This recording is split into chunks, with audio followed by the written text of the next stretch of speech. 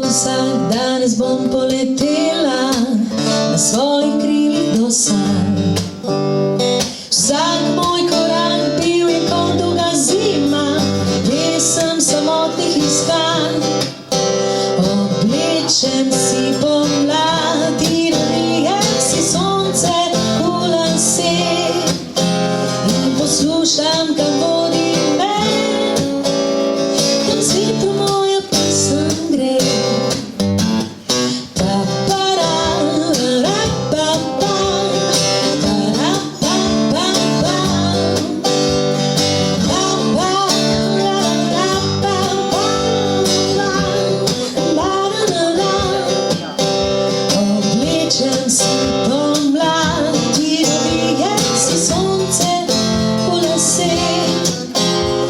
Poslušam, kam vodi me, kam svetu moja pesem gre.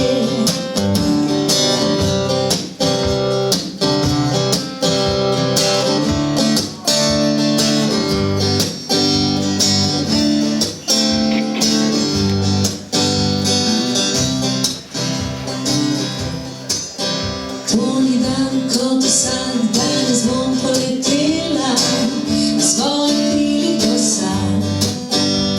Vsak moj korak bil je kot dolga zima, pesem samotnih iskanj. Oblečem si pomlad in prijem si sonce v lase in poslušam, kam vodi me, kam z vetrom moja pesem gre.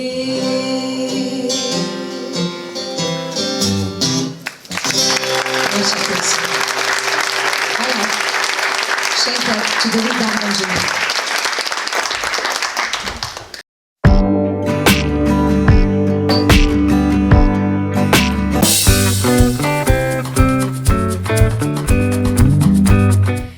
To niso karte samo za malčke in njihove mamice, to so umetniške karte, ki predstavljajo oblačila, usklajevanje njihovih barv in detajlov.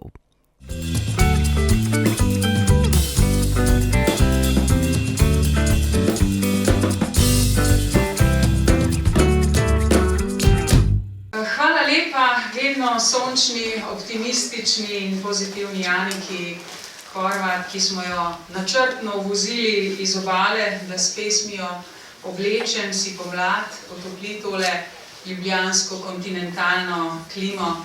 Aniko bomo danes še slišali. Spoštovane in drage podjetnice, podjetniki, članice Društva poslovnih žensk FAM, cenjeni gostje, panelisti, dragi prijatelji in prijateljice, sponzorji, partnerji, dragi in spoštovani vsi. Dobrodošli ste, res iskreno, na letošnji osrednji poslovni konferenci Društva poslovnih žensk FAM in hvala, ker ste se na naše povabilo tako množično odzvali.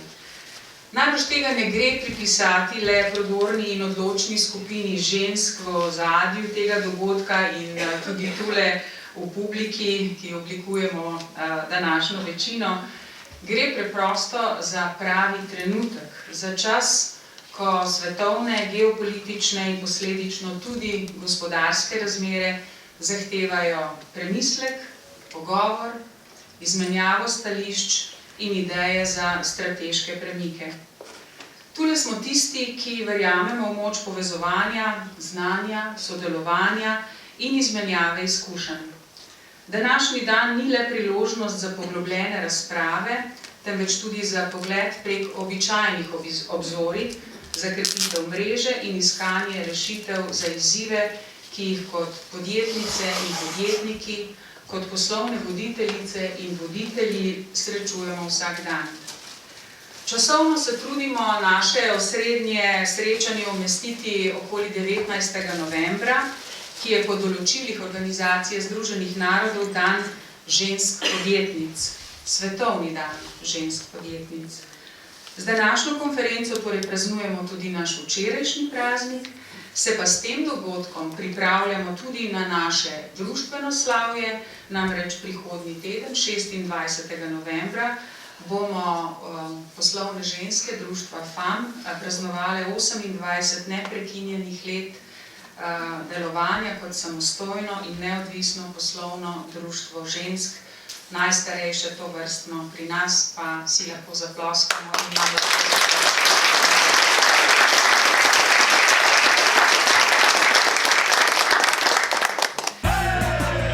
Tantum verde lajša bolečino in oteklino pri vnetju v ustni votlini in žrelu. Pred uporabo natančno preberite navodilo. O tveganju in neželenih učinkih se posvetujte z zdravnikom ali s farmacevtom. Onitek zdravilni lak za zdravljenje zmernih do blagih glivičnih okužb nohtov. Brez piljenja, brez odstranjevanja laka. Onitek. Resne težave imajo lahko tudi enostavno rešitev. Pred uporabo natančno preberite navodilo. O tveganju in neželenih učinkih se posvetujte z zdravnikom ali farmacevtom. Še nekaj posebnosti bi rada omenila, predno začnemo. Sodelujoči v panelih so se odločili, da bodo uporabili nazivanje sti v panelih, ker so si na nek način tako blizu, ker na ta način izražajo svojo pristnost, svojo odprtost, iskrenost svojih zgodb in napak. V tem duhu so se odločili tudi za modni stil. Večina, kot vidim, je to upoštevala, nekateri imajo potem še druge obveznosti. Kavbojke in bela srajca ne bi bila nekako vodilo, tako da načeloma tisti, ki to nosijo, so skoraj gotovo panelisti in jih boste lahko kasneje tudi pocukali. In ni naključje, da moderatorske pare, oba moderatorska para sestavljata podjetnica in podjetnik. Namreč vemo in prepričane smo, da moramo delovati povezano, usklajeno v poslu in v življenju, da se dopolnjujemo in da se potrebujemo. Dve ključni temi, ki jo bomo obravnavali na današnjih panelih, odražata realnost našega vsakdana. Prvi panel, podjetnica v labirintu finančnih mrež, bo osvetlil enega največjih izzivov podjetništva. Kako pridobiti finančne vire za začetek, rast in širitev podjetniške zgodbe. Naši ugledni govorci bodo z nami delili svoje dragocene izkušnje, kako prepričati investitorje, premagati ovire in si pridobiti ustrezna znanja za uspešno krmarjenje skozi kompleksne finančne mreže. Panel bosta v duetu moderirala Mateja Zavadlal, ki jo kar vabim, da se usede na svoj stol. Mateja se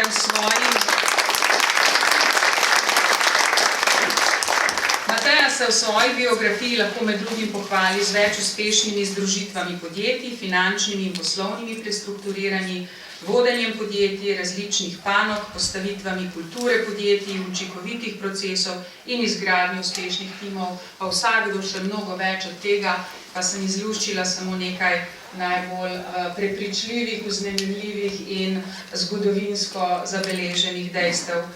Voditeljski par v tej pa je Artjom Bajdak. Artjom, vabim naprej. Dinamičen podjetnik, nekdanji športnik, ki se osredotoča na razvoj inovativnih poslovnih modelov in strategij rasti. Evo, pa vaju imamo. Njuni panelisti pa so Jernej Salecl, generalni direktor Direktorata za industrijo, podjetništvo in internacionalizacijo na Ministrstvu za gospodarstvo, turizem in šport. Prosim, pravi človek za današnjo omizje, prav gotovo. Irena Meterc je vodja sektorja za spodbujanje podjetništva na javni agenciji Spirit Slovenija in ima dolgoletne izkušnje z oblikovanjem in vodenjem različnih nacionalnih programov v podporo podjetništvu. Dobrodošli tudi vi, Irena. Andrej Meža, direktor sektorja poslovanja z malimi in srednje velikimi podjetji v NLB.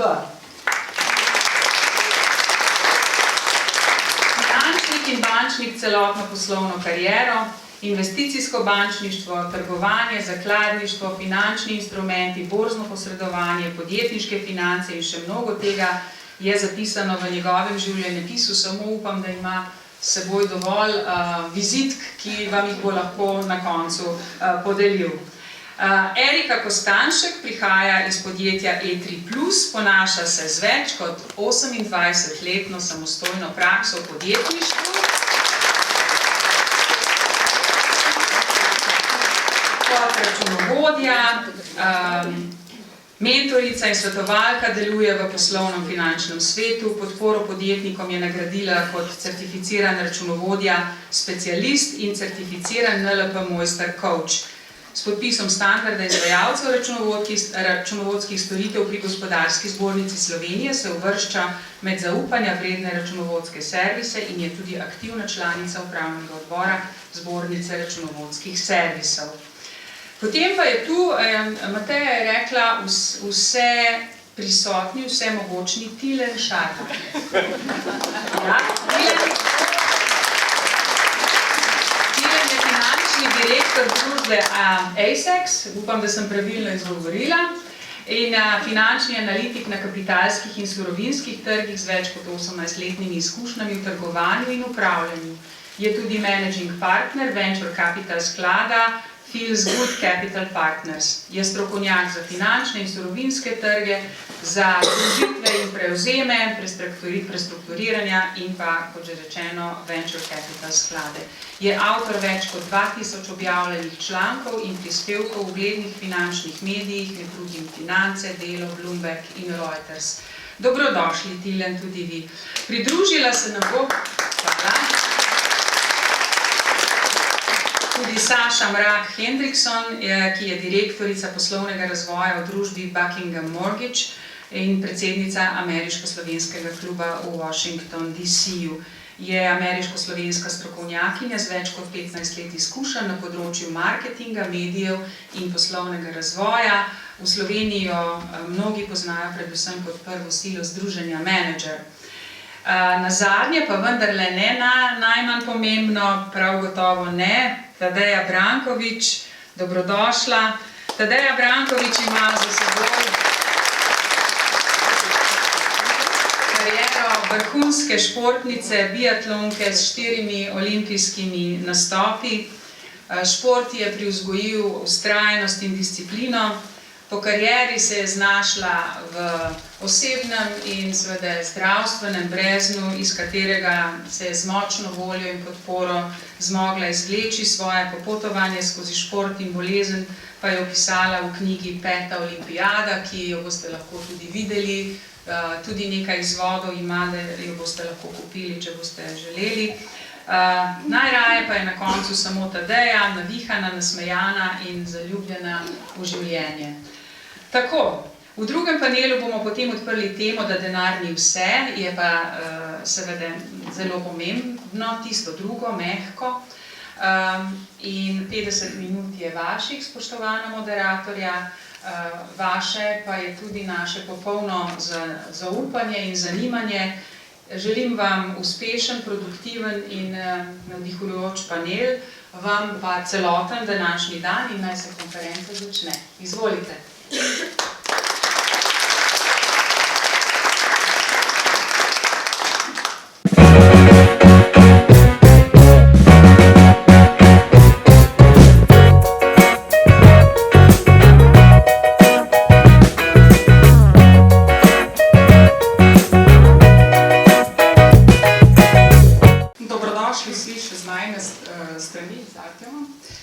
Bom kar začela, en gospod, ko je prišel sem, pa sem mu obljubila, da mu ne bom povedala imena, mi je rekel: Mateja, a veš, kaj se zgodi, ko se zbere veliko število žensk na kupu?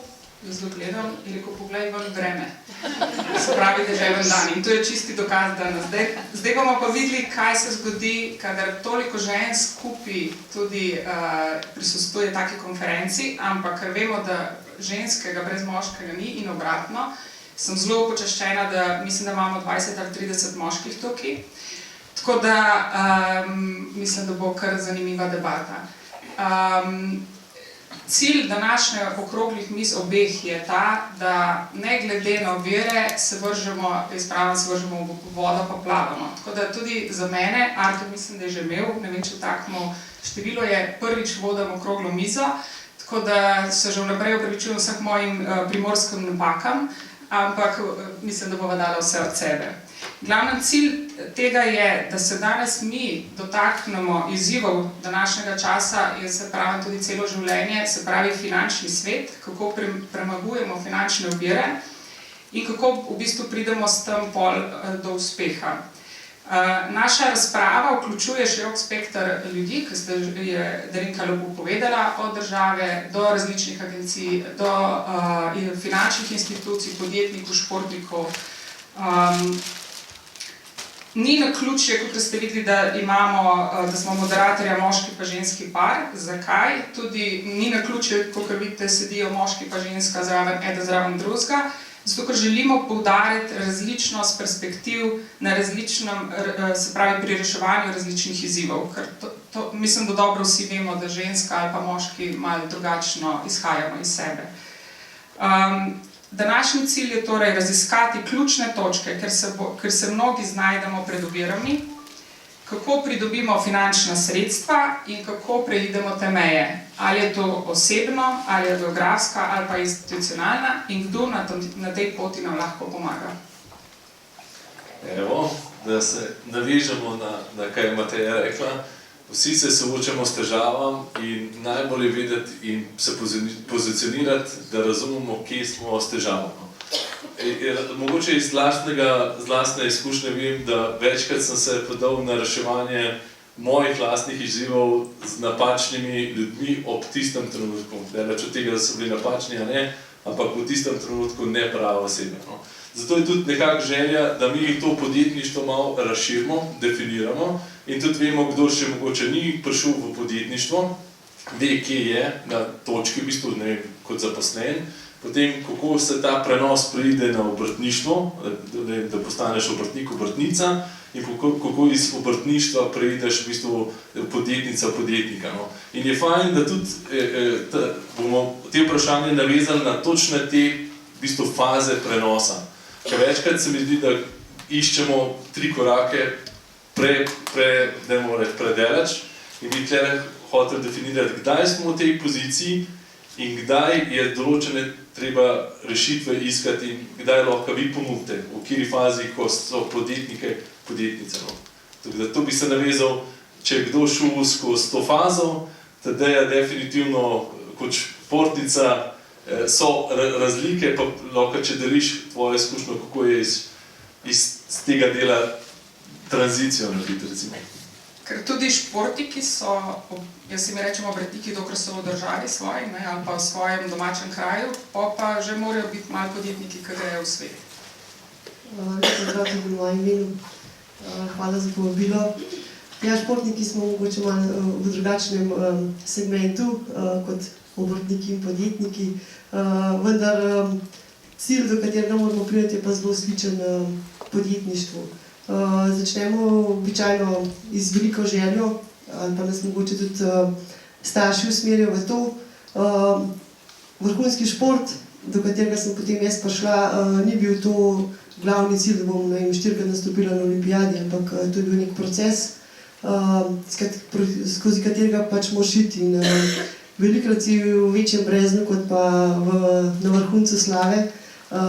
In tudi takrat, ko si na vrhuncu slave, je zelo težko, ker imaš veliko več nekih obveznosti in v bistvu veliko manj počitka za dober trening, ki je pa osnova za to, da prideš sploh do svojega cilja. Seveda, ko si na nacionalni ravni, je to v bistvu bolj na nekih klubskih. V klubu velik del imajo starši vpliv na to, vpliv, ne samo vpliv, ampak nekih voženj, investicij. In tukaj se mi zdi, da je tisti ključen moment, ki je treba iti čez njega, da se nekako sploh lahko pozicioniraš, potem, ko pa pride tujina. Prvo v individualnem športu je to malo drugače kot v ekipnih športih, ker se lahko, ne vem, prodaš v klube, po svetu, po Evropi. Medtem ko individualni šport, kot je biatlon, je še vedno zelo timsko povezan, ker sam športnik ne more uspeti, ker v zadnje mora imeti ekipo. Bistveno je pa to, da tekmuješ za Slovenijo vedno in pod slovensko zastavo in to je pač tista posebna čast. Ne moram iti v nemški klub, pa tekmovati za nemški klub, ampak lahko tekmujem samo za slovensko državo.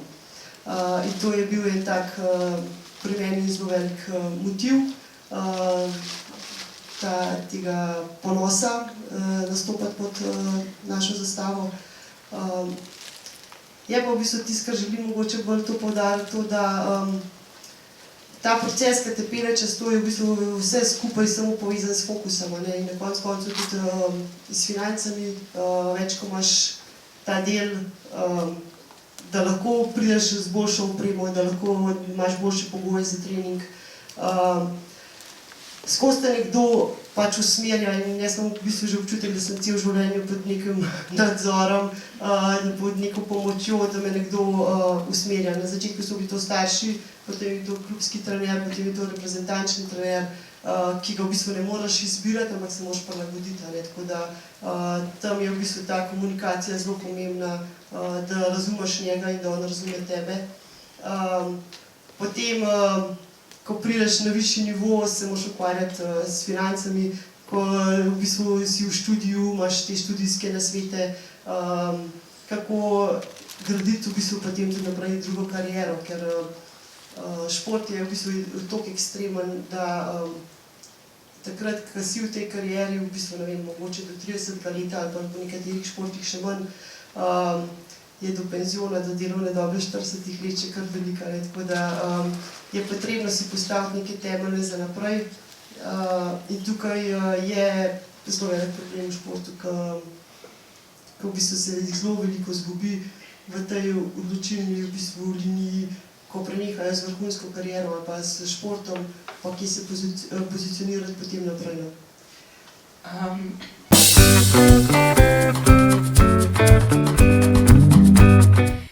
To niso karte samo za malčke in njihove mamice, to so umetniške karte, ki predstavljajo oblačila, usklajevanje njihovih barv in detajlov.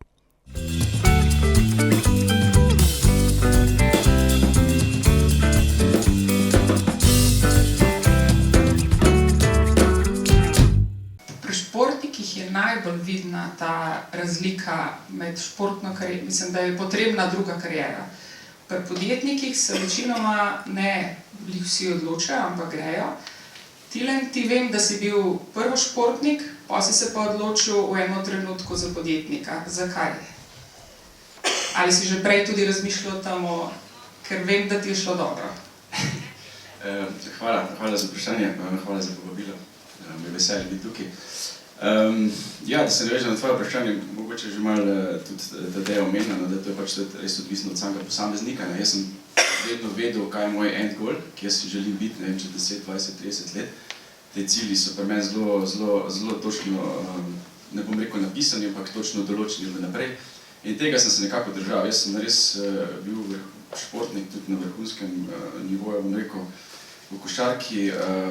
Šport ti da neko motivacijo, zato ker skozi napreduješ, dokler napreduješ v športu, napreduješ tudi lahko pol v poslovno, to pač preneseš ta del, navade dela, te cilje, ki jih imaš, rituale, ki jih imaš dnevnih, pač lahko preneseš v posel in tega pač tudi se jaz še zdaj držim po vseh tolikih letih, imam te rituale, od treninga do posla, moje ure so točno določene, kot sama veš, ko imamo kdaj sestanke, ti točno povem, kdaj imam tisti time slot, ko se lahko dobivamo in od tega ne odstopam. Se pravi, ta časovni bloki so točno določeni in jaz sem šel po tej poti res od športnika naprej do, bom rekel, prav podjetnik, da sem se počutil kot podjetnik, sem bil mogoče samo res 2-3 kratka obdobja v svojem temu business life-u.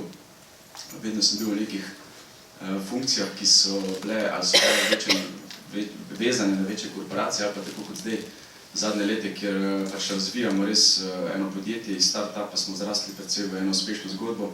Poleg tega imamo en VC sklad, se pravi smo na, bom rekel, neki drugi strani tega investitorskega, iščemo mlade, perspektivne, iščemo osebe, predvsem osebe, ki imajo motivacijo, ki imajo neke cilje, pa to ne pomeni, da imajo najboljše produkte, pa najboljše storitev. To mene v drugi fazi zanima. Mene zanima, ker jaz vlagam v človeka, jaz s človekom delam, jaz želim biti z njim, njega hočem investirati v njega, v njegove cilje. In tega, bom rekel, te vzporednice vlečem iz svoje preteklosti tudi.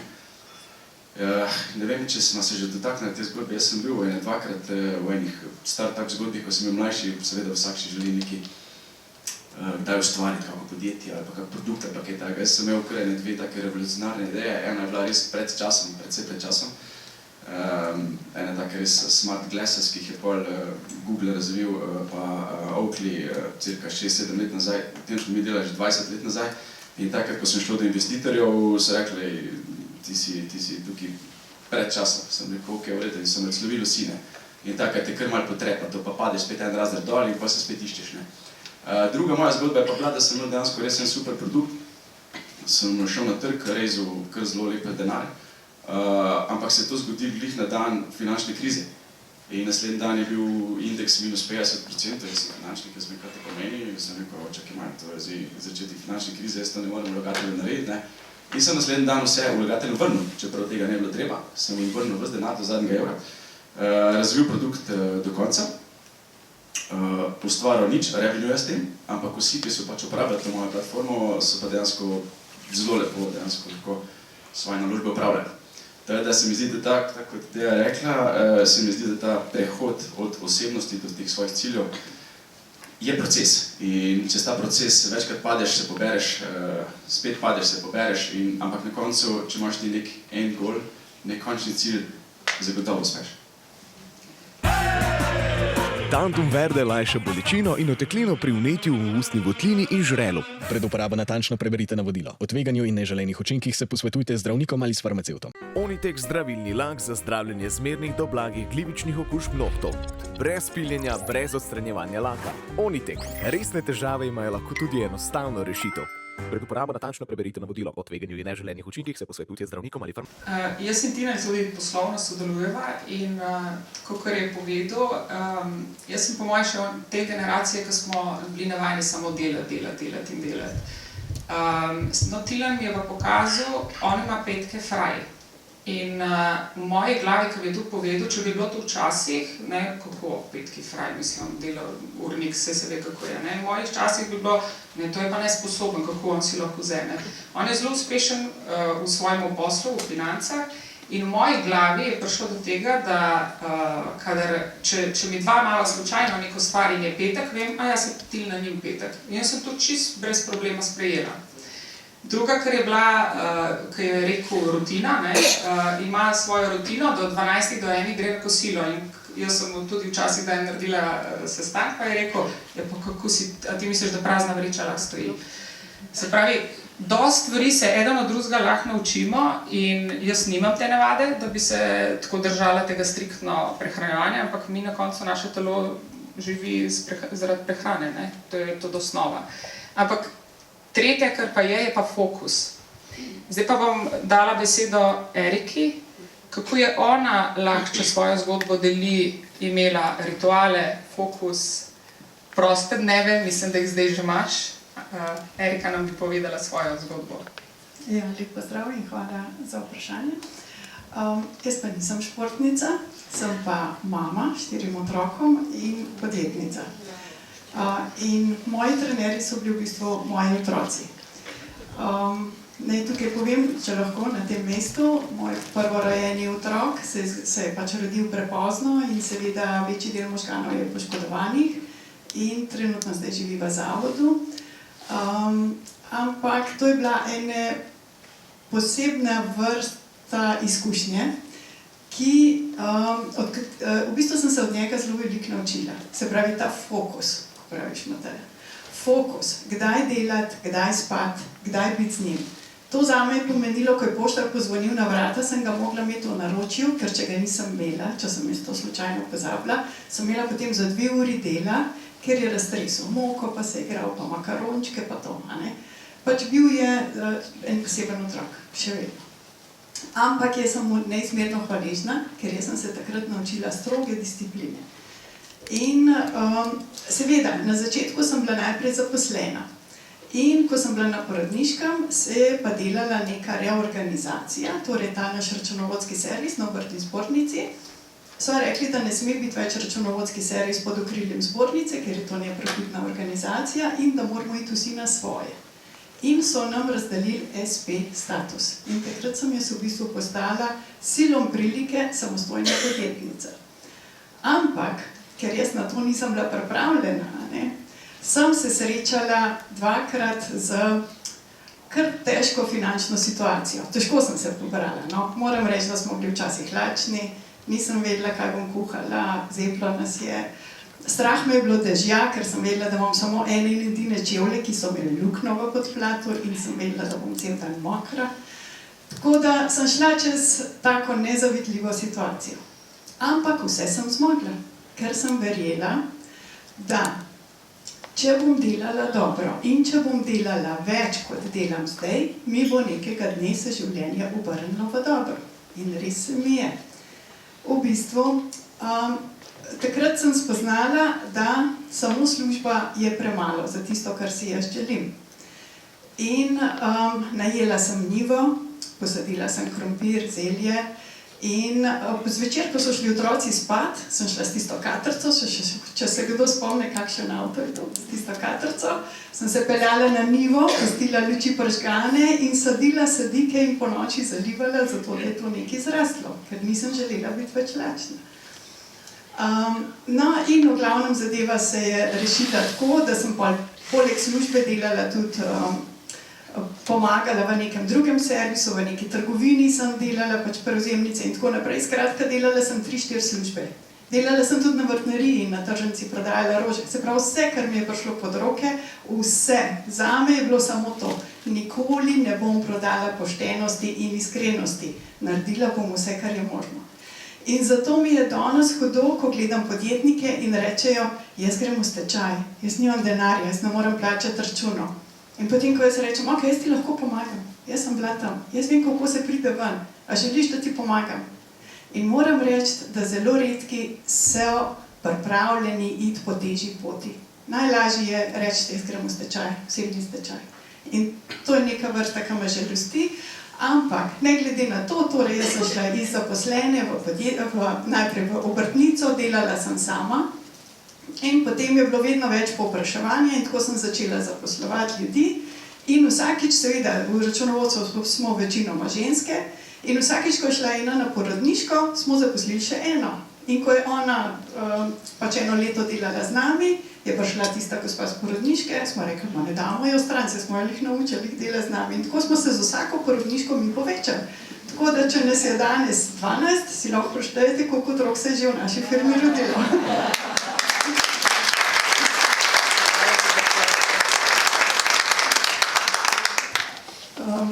Ja, tako.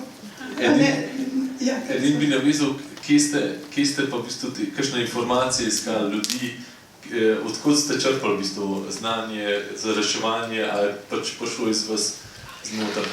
Ja, ne, ni prišlo iz meni. Zelo velikrat sem po noči razmišljala, kaj ne naredim, kako ne naredim. In ena naša družinska prijateljica iz tujine je bila v bistvu moj nek svetovalec, ona je bila direktorica banke in na mojo mami se nisem mogla obračati, zato ker moja mami živi idealno življenje. Pri njej nikoli ni bilo problemov, ne zna se s tem soočati in žal, jaz v njej nisem našla nikoli pravih odgovorov. In sem se povezala s to gospo in ta gospa je bila v bistvu moja druga mama, no, na ta način. In kadarkoli sem jo vprašala, ona je znala delati z ljudmi, ker je imela pod sabo pač veliko ljudi v banki zaposlenih, znala je delati s financam in dejansko je bila tako, temu rečejo baba, rečejo, iz deklice se spremeniš v ženo, iz žene v modro babo. Moški so pa deček, moški modrec, se pravi ženska modrica bi rekla, ampak, no, in jaz kadarkoli sem jo poklicala, ona si je vzela čas zame in ona je meni dala natančna navodila, kaj ne rečem in kako ne naredim. In res, vedno, kadar sem se držala njenih navodil, je to ratalo. In ja, še vedno smo zelo povezani. Tako da ja, sem imela nekega svetovalca v zadnjem.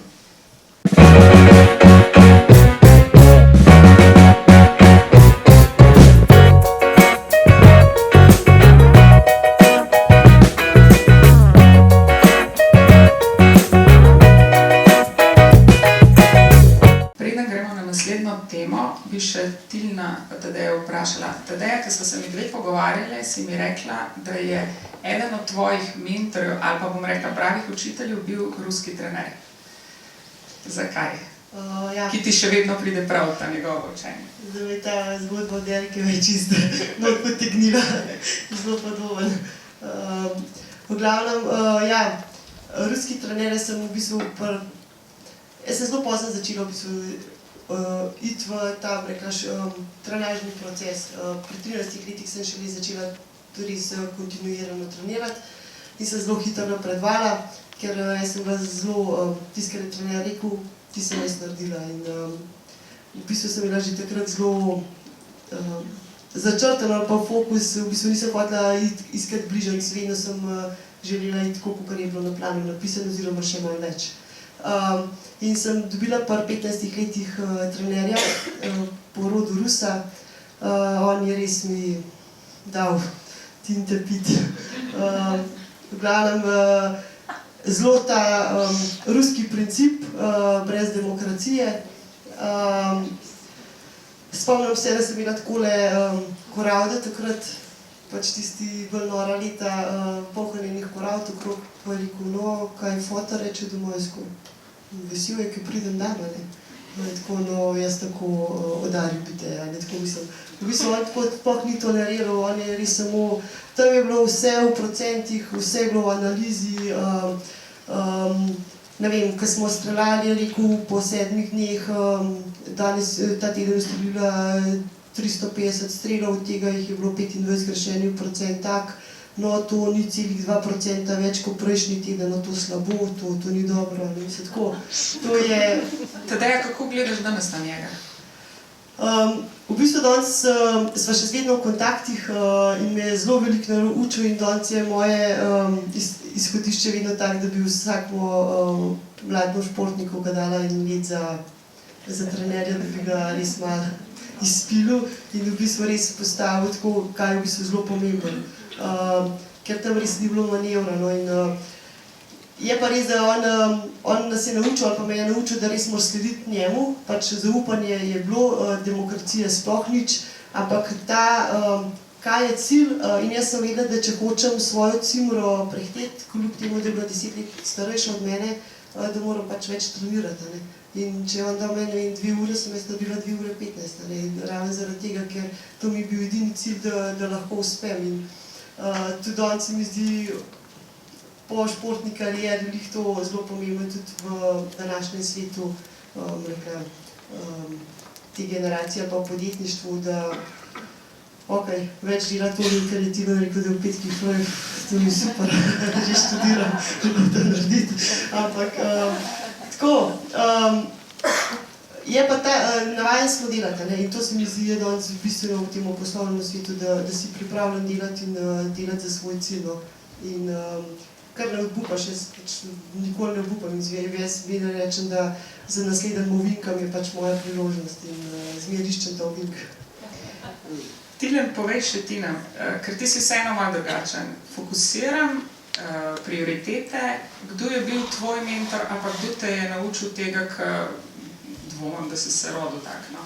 Verjetno si bil tudi vseeno, si mlajši, ampak vseeno taka generacija, ki smo bili navajeni delati, ne. Kdo je bil ob tebi? V športu enako trener, zato bom rekel, je bil nek tisti prvi faktor, kot je ta neka osnova za motivacijo pa za rast. V poslu je pa bilo tako, pa bom rekel, posla, ja, je pa tako, jaz prihajam iz kar uspešne, bom rekel, lahko rečem uspešne podjetniške družine. Oba, oče in mama imata kar precej veliko podjetje in videl sem skozi, kako ona veliko delata, dejansko reči, pač družinsko podjetje, 20, 25, 30 zaposlenih. Res moraš garati včasih zvečer, zjutraj, sobote, nedele, dopusti, ko smo preživljali, da to ti malo ostane noter, ne. Ampak ne bom rekel, da me je to izoblikovalo, da sem jaz rekel, da jaz pa hočem manj delati, pa več ustvarjati. Bolj bom rekel to, ne, da, ko zdaj razmišljam za nazaj, kaj je meni dal tisti nek trigger, je to, ne vem, če je to kaj drug tudi tak začutim, ampak če prihajaš iz uspešne podjetniške družine, večkrat slišiš, ko si mlajši, 10, 12, 13, 14, 15 let star, ja, sej zakaj pa ti hodiš sploh v šolo, ali pa zakaj hodiš ti se izobraževati v tujino, ali pa še delati neke dodatne izpite, pa zakaj ti knjige bereš, pa zakaj to, se boš itak na koncu delal v družinskem podjetju. Ti ste dal meni tak trigger ne, ko sem pa rekel, ne, jaz sem pa naredil nekaj svojega, z nič, in nisem iz podjetja vzel niti enega evra za nobeno svojo investicijo, za nobeno svoj začetni kapital. Tudi zdaj ne, tudi po 20 letih zdaj, ko dejansko delam svojo zgodbo, se ne dotikam, niti ne vem, kaj se dogaja, vem, da sta ful uspešna, res imam super družino, se slišimo in kaj svetujem, ne na investicijskem nivoju, se ne spuščamo v finance. Tudi brat, na primer, je uspešen, svoje podjetje zgradil v tujini, noben se ne vrača v družinsko podjetje, in mislim, da tudi njega, bom rekel, tako malo to gor potegnali, da smo ustvarili oba dva zgodbe iz nič, kljub temu, da smo imela, lahko rečem, odprto vse poslano doma. Ampak se tega nisem hotel iti. Prav zato, ker sem hotel sam sebi, pa tudi ostalim dokazati, da pač lahko uspeš tudi brez začetnega pomika navzgor. Tantum verde lajša bolečino in oteklino pri vnetju v ustni votlini in žrelu. Pred uporabo natančno preberite navodilo. O tveganju in neželenih učinkih se posvetujte z zdravnikom ali s farmacevtom. Onitek zdravilni lak za zdravljenje zmernih do blagih glivičnih okužb nohtov. Brez piljenja, brez odstranjevanja laka. Onitek. Resne težave imajo lahko tudi enostavno rešitev. Pred uporabo natančno preberite navodilo. O tveganju in neželenih učinkih se posvetujte z zdravnikom ali farmacevtom. Evo, in glede na to, da smo ful velikrat imeli za analizo in finance in imamo gosta tudi iz bančništva, računovodstva, ogromno tega znanja, kar se tiče financ.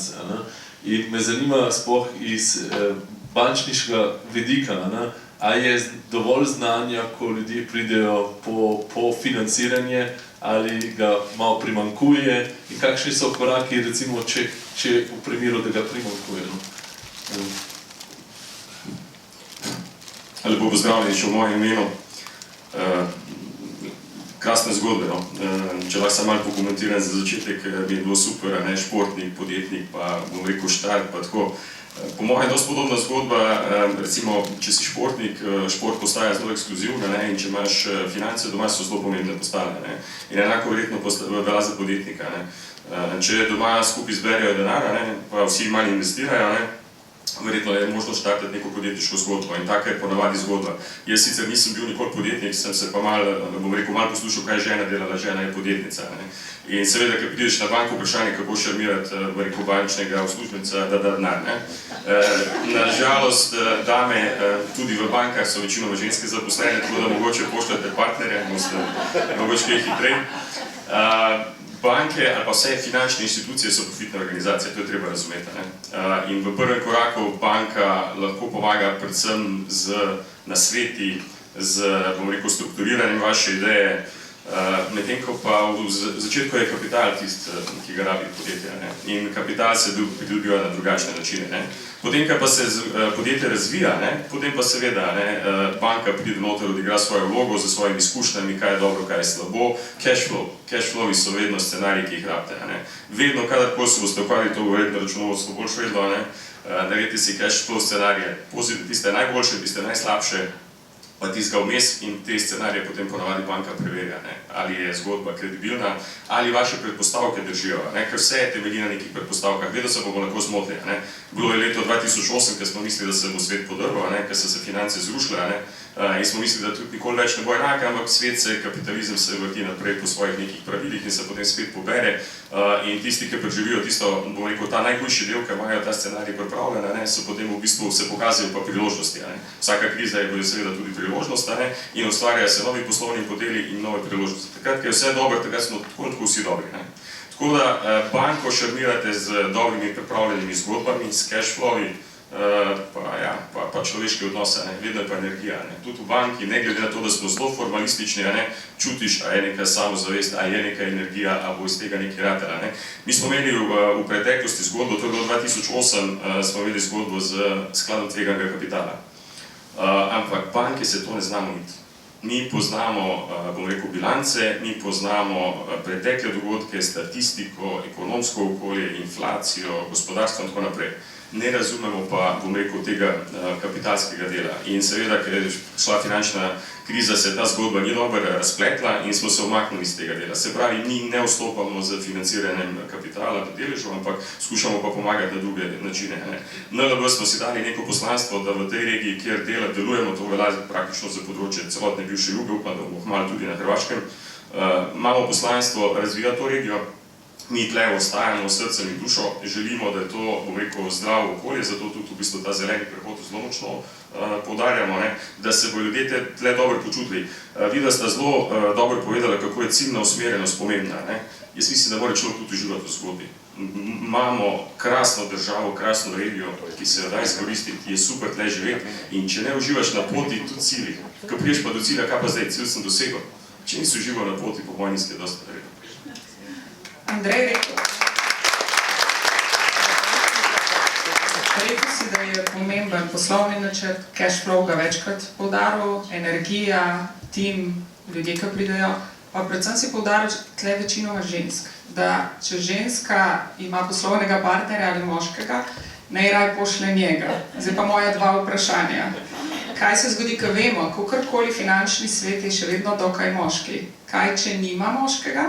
To je prvo. Drugo pa moje vprašanje je pa tako. Jaz sem dolga leta delala v sportini, ker smo bili fashion, jaz bi rekla v kavbojkah, tako kot smo danes, zato smo malo izzivalni tudi danes tako oblečeni. In kadar smo šli na banke, vedno je rekel naš lastnik pa finančnik, oblečite se v obleko, v gvanta, ni lepo. A kaj se zgodi, če pride ženska v kavbojkah po finančna sredstva? A to vpliva? Se moram upravičiti, nisem dobro obvestila, da bi prišel v kavbojkah po registraciji. Tudi banke so se spustile. Pač človeška narava je taka, da gledamo, večinoma ocenjujemo z očmi, poslušamo bolj malo, to je dejstvo. In taka je pač narava ljudi in če hočeš, bom rekel, poudariti. Mene so učili, ko sem začel delati v banki, so rekli, da imam lahko sicer različne obleke, ampak različne srajce, ampak vse mora biti pa iste barve. Se pravi, zelo konzervativne, temne. Se pravi, najrajši bi imeli, da ima tako 10 istih oblek pa 10 istih srajc, da so vsak dan enak. Zakaj? Zato, ker vzbujaš zaupanje. In to je pač vizualna stvar. In zdaj, če je zgodba dobra, če so cash flowi dobri, tudi kavbojke, pa ženska, ne bo čisto čmotno pa temo. Mi smo dejansko, nam je všeč v bistvu na način, ki Evropa razmišlja, spolna uravnoteženost, mi smo, hvala Bogu, uspeli celo žensko dobiti v upravo, kar je bil čudež za NLB, to je bil. Čeprav potem na ostalih nivojih, B-1 pa navzdol je pa to ženska institucija. Veliko več, mislim, da je blizu 80% žensk v banki dela. Tako da z tega vidika so banke, bom rekel, bolj ženska institucija. Moški partner, naš šef pravi, ampak tudi spet drugi izziv, ki ga imamo, je pa demografija. Se pravi, otroke delate, on pravi, kakorkoli, se obrnemo otroče, ne bomo otrok delali, bomo imeli velike težave. In se pravi, bo treba verjetno delovno silo. Jaz zdaj, ko sem ravno razmišljal, mi, ko smo delali strategijo novo do leta 2030, večinoma pišemo samo o kadrih pa o digitalizaciji. V ničemer drugem sploh ne razmišljamo. Umetna inteligenca, se pravi, ne vem, koliko je uporabljate, to je čudež, kaj vse lahko za majhno podjetje, za velika podjetja, bom rekel, ampak mi imamo, bom rekel, resurse, ampak mala podjetja, kaj vse lahko namesto njih naredi umetna inteligenca, to je čudež, in kako hitro se to razvija, in pa predvsem govorimo o kadrih. Brez ljudi si ne znam predstavljati, kolikor da bo umetna inteligenca po eni smeri trend, še vedno si pa ne znamo predstavljati tega, da bo to brez ljudi, bom rekel, potekalo.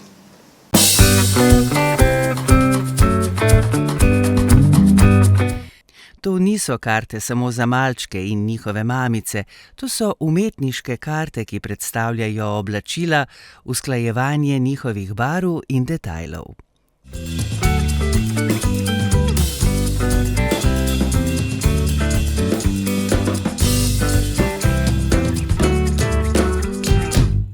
Jaz bom se navezala še na Jerneja.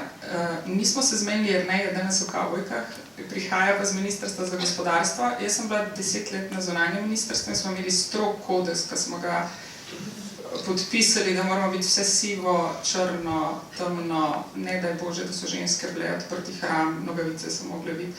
Ampak a je država ali pa ministrstva tudi bolj odprta za raznolikost, ni pomembno, kako si oblečen? Pa pol še navezava na prvo vprašanje, ki ga je Artjom postavil, kako država gleda na podjetništvo, na financiranje in kaj lahko si v bistvu pomagamo z vami.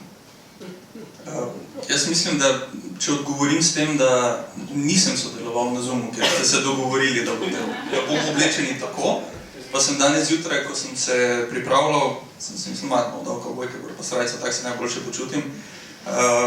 To je najboljši odgovor. Ne, nimamo teh kodeksov, seveda pazimo, da ko gremo na neke uradne delegacije, uradne politične obiske, ko spremlja ministra, da sem oblečen poslovno, kot je treba, sicer pa sem večinoma oblečen tako. In tudi moji sodelavci so oblečeni tako, ker se preprosto tako boljše počutimo. In čim se boljše počutiš, se mi zdi, da so ti stiki potem med nami, bom sicer rekel, bolj pristni, je mogoče malo zlajnena beseda, ampak vseeno pomaga vzpostavljati tisti nivo sodelovanja, da sodelujemo lažje in boljše zaradi tega. No? In mislim, da to zadevno se svet spreminja, ni več vse tako rigidno popredačkano po nekih regelcih, kar je v redu, kar je prav. Jaz mislim, da moramo, toliko istočnice bilo danih, sploh ne vem, na kaj vse se naj odzovemo, ampak bom začel od zadaj. No. Svet se spreminja, resnično se spreminja in lepo je bilo to povedano, otroke je treba delati, to je konec koncev fajn, ne? Ampak pomembno je, kar v drugi fazi naredimo. Ne? Jaz bom danes, na primer, se resnično opravičujem, ko s tem končamo. Bom takoj odšel, ker imam doma dve majhni šefici, oziroma ena od njih je doma, ker je zbolela in sem jaz danes njen varuh. In to je tisto, kar sem želel povedati. No. Je dovolj velika, da lahko 2 uri sama.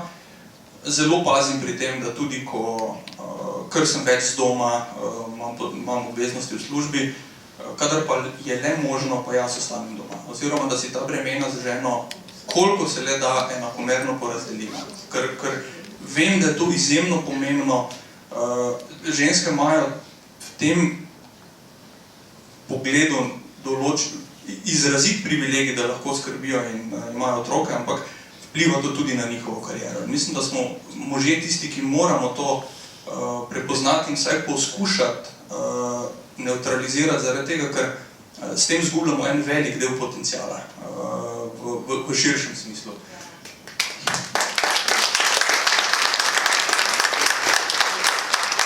Hvala lepa. Pa da to še nekoliko podkrepim, jaz sem se vrnil včeraj iz Budimpešte, kjer je na enem uvodnem predavanju bila je skupščina od poslancev, predstavnikov malih in srednjih podjetij, kjer sem po funkciji poslanec.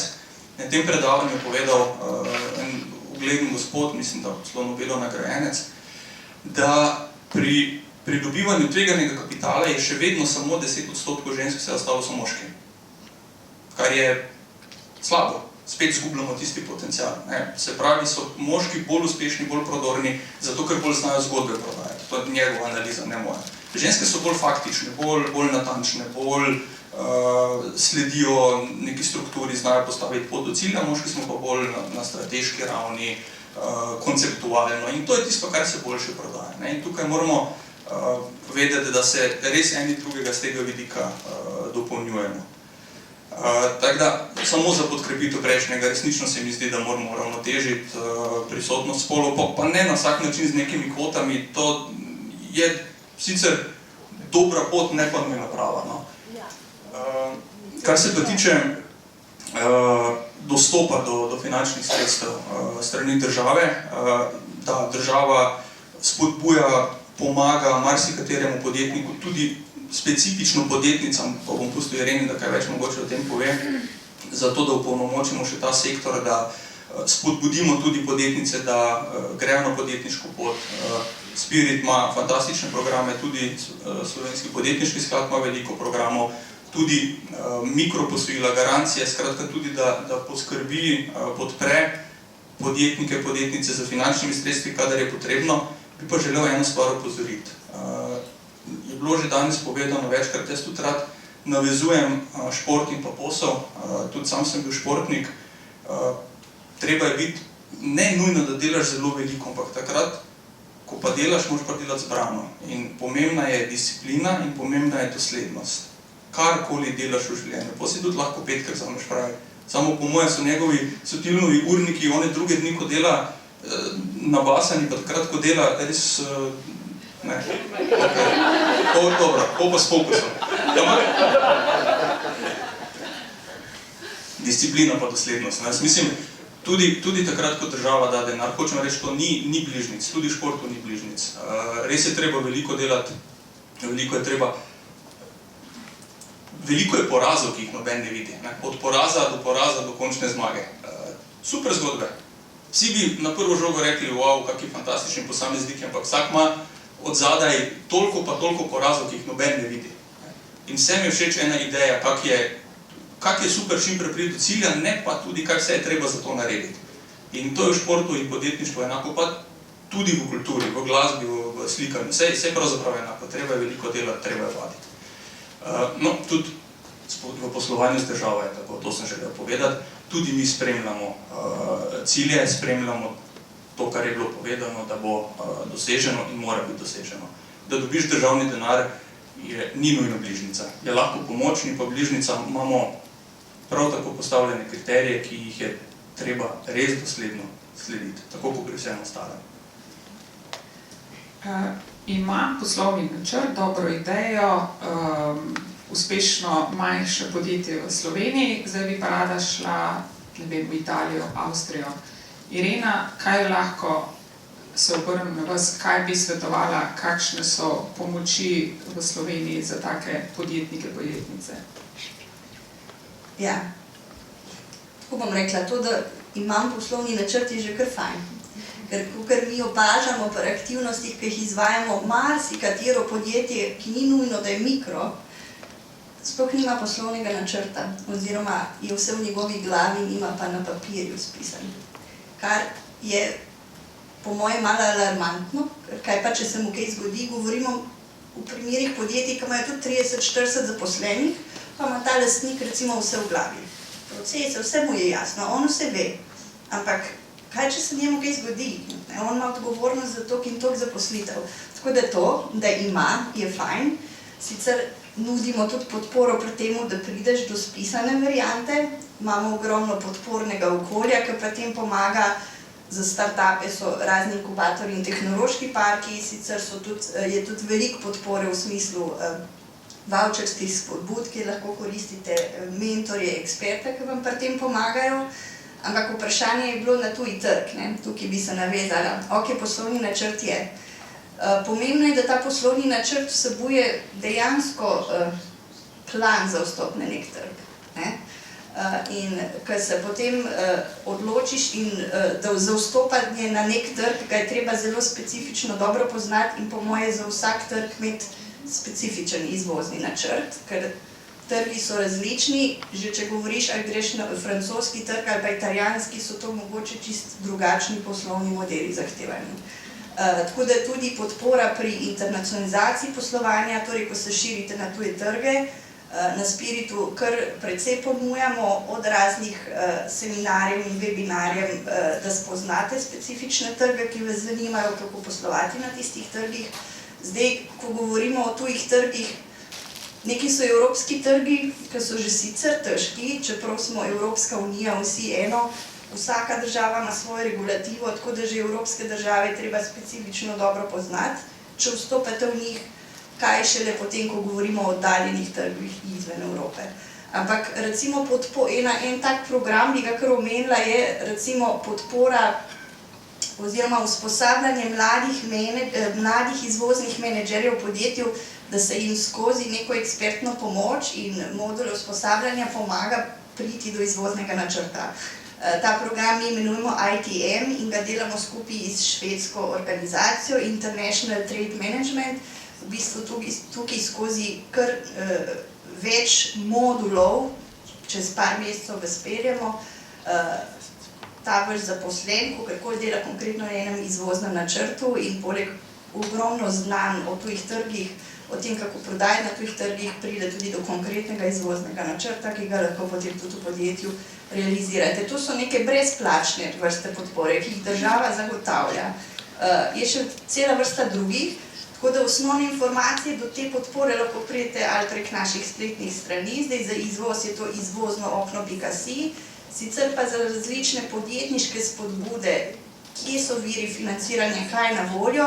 Vam je pa po moje prva točka spodtočka na regijskem nivoju. Jaz sem prepričana, da večina ste že slišali ali pa ste tudi poslužili njihovih storitev, torej neka prva brezplačna pomoč, da vas usmerijo, kaj je na voljo, ali na občinskem nivoju, ali pa na nacionalnem nivoju.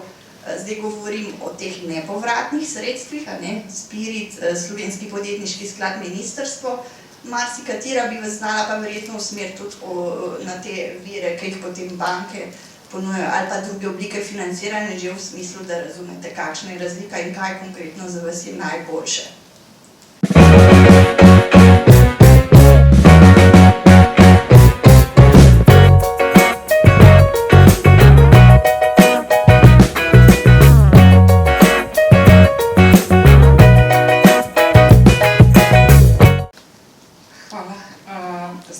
Saša Mrak, ona sicer se je postela, ker živi v Ameriki in je, seveda spiše zdaj trenutno, ampak je pa bivša izvršna direktorica Združenja menedžerjev, trenutna predsednica Ameriško-slovenskega kluba. Predvsem pa en drug vidik bo povedala, kako, ko greš v tujino, kaj je pomembno, na koga se obrneš. Jaz vem, da ima Ministrstvo za gospodarstvo tudi, me boš popravil, Jernej, ampak ker sem bila na zunanjem ministrstvu, so vse ambasade imele ekonomske atašeje in jih je Ministrstvo za gospodarstvo poslalo, kar je bilo zelo pomembno, zato ker so poznali tematiko. In je, kakorkoli veleposlaništvo je ena vstopna točka, kjer lahko pomaga ekonomske atašeji, lahko pomagajo predvsem, pa verjetno ti pomagajo tudi klubi, pa najbolj, ker smo lokalni patrioti, Slovenci, ki živijo tam. Tako da zdaj prosim, če spustite. Ameriško-slovenski klub je bil ustanovljen konec leta 2023, šele letos, pred dobrimi parimi meseci, so se začele prve resne aktivnosti. Zgodba, na kratko povedana, je enostavna. Začela se je leta 2020 z mojim obiskom na veleposlaništvu tu v DC-ju, kjer smo skozi pogovor z ekonomskim predstavnikom in ostalimi člani tima razpravljali o tem, da se podjetja, ki se obračajo na veleposlaništvo, potem nimajo več nikogar za obrniti. Veleposlaništvo tam namreč ni zato, da ustanavlja podjetja, veleposlaništvo je zato, da nekoliko pomaga, usmerja, vse ostale podjetniške zadeve pa so seveda v rokah posameznika. In iz tega je nastala potem iniciativa, da se v sodelovanju z veleposlaništvom in pa tudi konzulatom v Clevelandu ustanovi Ameriško-slovenski klub, ki lahko pomaga posameznikom in podjetjem. Moja želja posameznikom tudi na področju kariere, ko iščejo službo ali ko podjetja iščejo nove kandidate. Vseeno je lažje, ko se nekako enaki, isti med sabo, enake narodnosti povežemo, ta nit postane. In to je zelo vidno recimo prav v Clevelandu, v Ohaju, kjer je največje število ameriških Slovencev. Tam obstaja, oziroma pravijo, da kdorkoli živi v Clevelandu, je skoraj da nemogoče, da ni nekako sorodstveno povezan s Slovenijo. Skupnost tam je zelo močna, zelo pripadna in iz tega se velja naučiti, kako se lahko v bistvu bolje povežemo, seveda v Ameriki, ampak s tem tudi omogočimo kak lažji korak vsem, ki želijo iz Slovenije priti v Ameriko.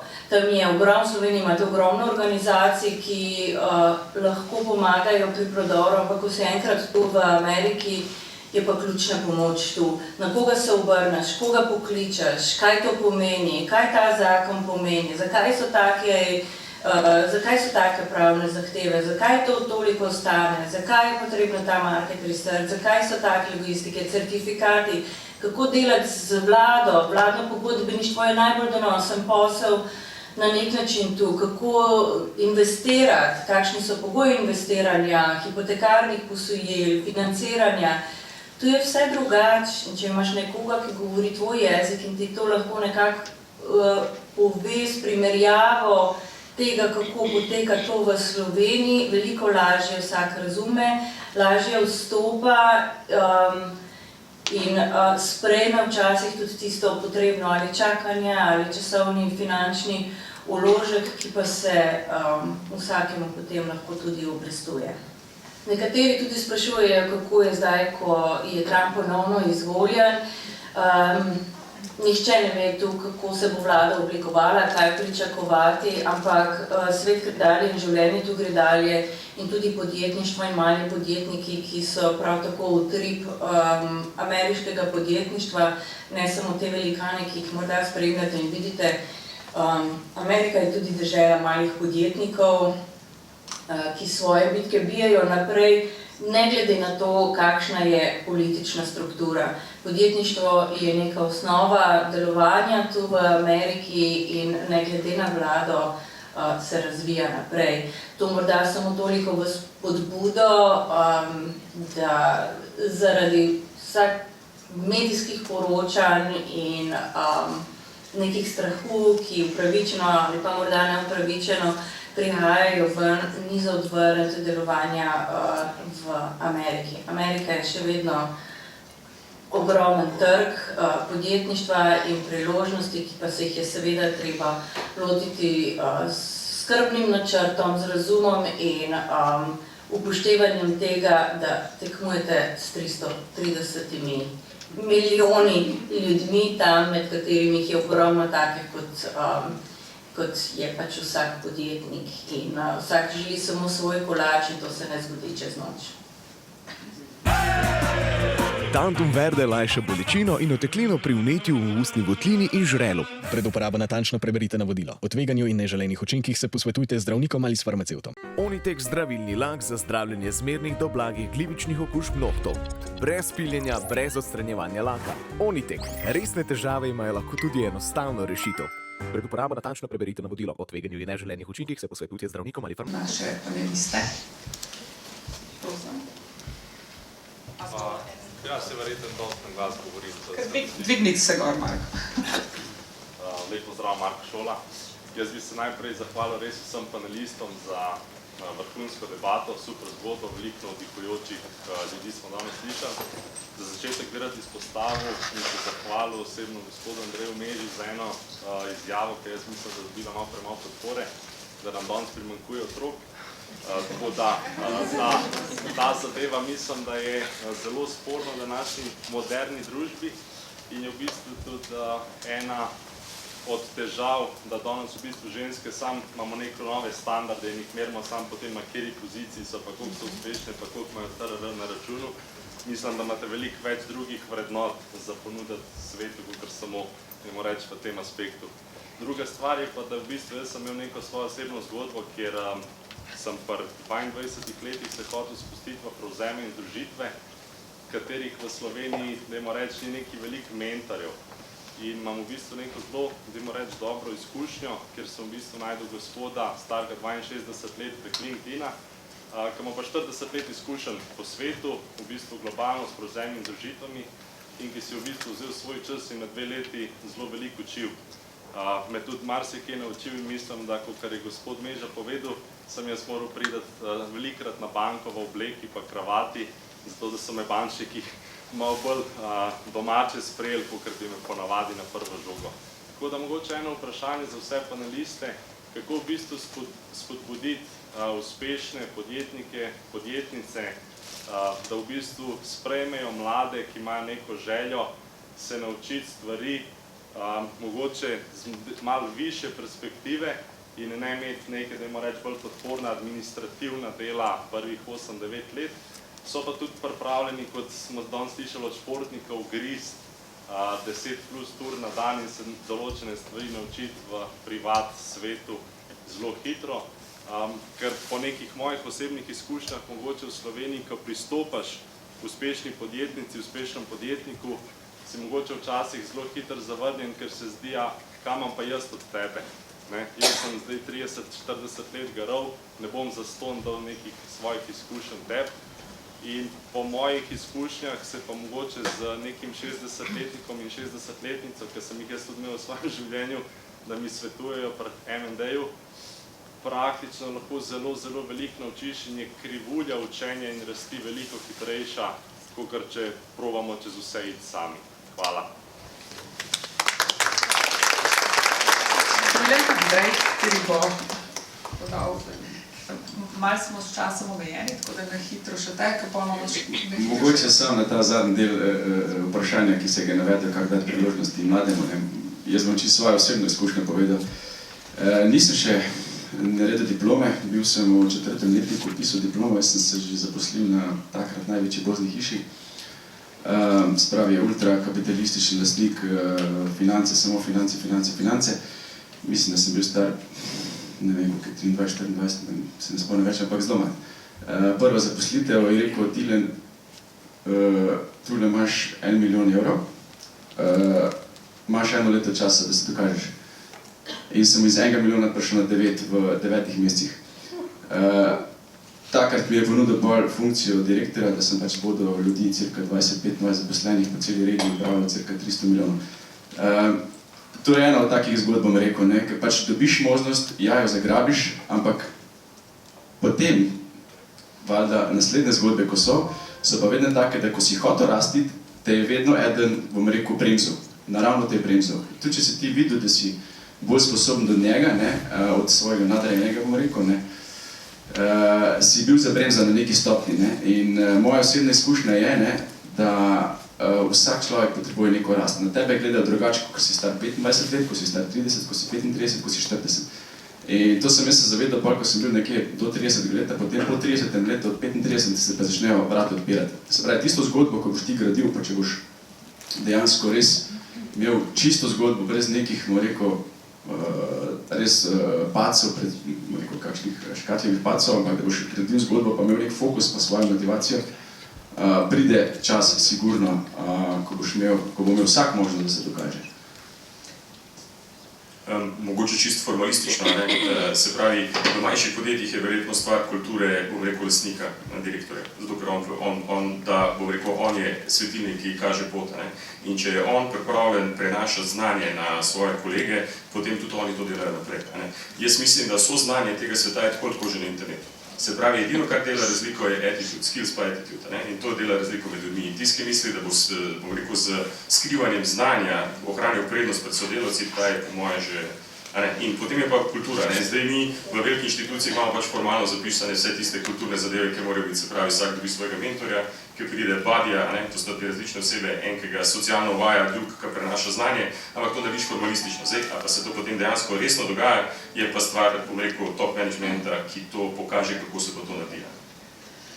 Mi smo imeli še eno tematiko, sicer investicijski svet, ampak nam je žal zmanjkalo časa in vidno bomo še naredili kakšno okroglo mizo, ampak za konc bi pa jaz vse nekaj vas vprašala, z eno besedo boste odgovorili, zato bomo zelo hitri. Vodenje financ v družini je običajno rezultat dogovora dveh partnerjev, se pravi zaupanja med njima, ampak po statistiki kaže, da večinoma dnevnih finančnih obveznosti nosi ženska, strateških pa moški. Kako je pri vas v družini? Jernej? Pravzaprav je porazdeljeno, skupaj imamo finance.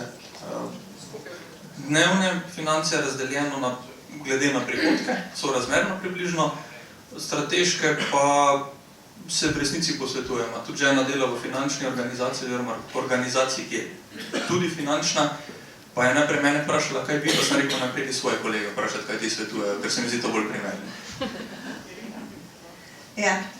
Ja, pri nas isto, mislim, dnevne finance vsak odloča zase, ampak te delimo si skupne stroške, ampak te strateške ne, pa ponavadi sem jaz bolj tista, ki prizemljim, kako bi to izvedbeno izgledali, pa ali v prometu, proračunalni. Ko je prišla finančna kriza, smo se diskutirali, kako smo rešili iz finančne krize. Eni so pravili, da je treba varčevati, ker je kriza, eni so pa rekli, da je treba trošiti. Ja, z ženo smo se organizirali, da je šparamo na trošiti. Erika, kako je pri tebi? Jaz živim sama z otroci, tako da mi smo se pa zdaj, ker je najmlajša stara že 18 let, tako da zdaj imamo pa izziv, sem rekla, lažje v življenju preživeti, če imate denar. S polno denarnico zna biti gospodar vsak. Jaz bi vas pa rada zdaj naučila, kako pa preživeti s prazno denarnico. In ta mesec ima Jan finance na čez, gospodinjstvo, se pravi vse v celoti, kaj bomo kuhali, kje bomo nabavili, kaj vse, položnice, vse. Naslednji mesec imam jaz, kaj december, so rekli, vam je delaš ti prevzema, ne? In potem je Nina in tako naprej, tako da ja, se učimo finančnega izmenjevanja. No, se mi zdi, da je to lepa popotnica.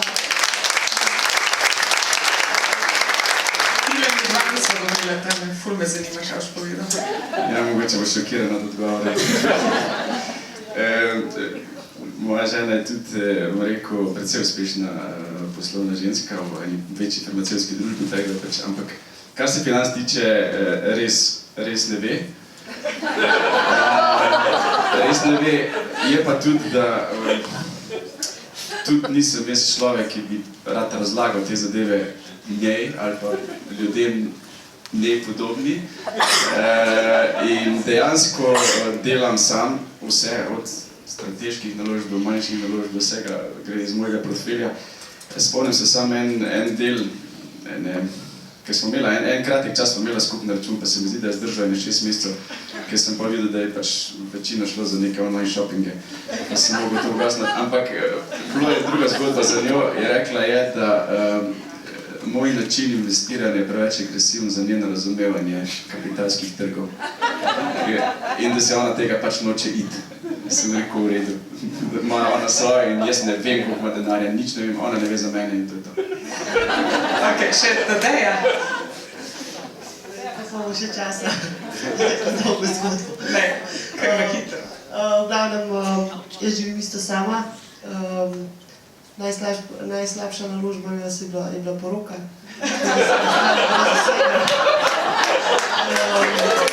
Pa sem imela coachinge, da sem splavala iz Brezna, tako da zdaj imam sama svojo vričo in to je to.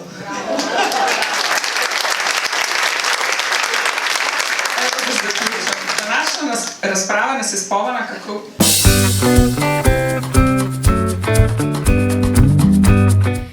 To niso karte samo za malčke in njihove mamice, to so umetniške karte, ki predstavljajo oblačila, usklajevanje njihovih barv in detajlov.